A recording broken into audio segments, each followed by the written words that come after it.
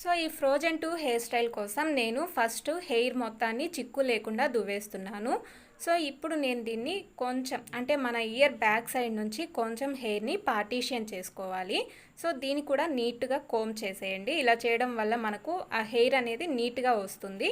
So ఇప్పుడు దీన్ని నేను 3 స్టాండ్ బ్రైడ్ లాగా వేసేస్తున్నాను. సో చూసారా ఇలా అంటే మనకు సెకండ్ వైపుకి హెయిర్ మొత్తం వచ్చేంత వరకు అల్లుకోవాలి.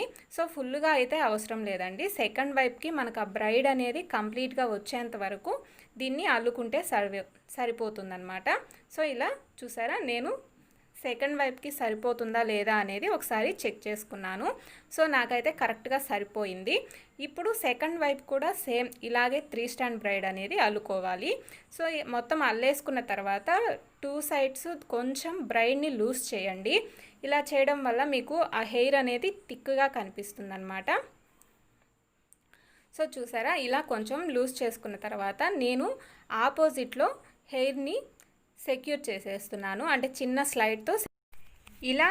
స్లైడ్తో సెక్యూర్ చేసేసాను అనమాట.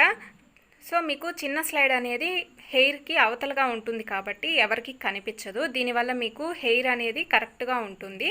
సో సెకండ్ వైపు కూడా నేను అలాగే చేస్తున్నాను. సో ఈ సైడ్ మాత్రం నేను స్లైడ్తో సెక్యూర్ చేయకుండా మనం ఆల్రెడీ బ్రైడ్ వేసాం కదా దాంట్లో నుంచి తీసేస్తున్నాను అనమాట. అప్పుడు మనకు హెయిర్ అనేది నీట్గా ఉంటుంది.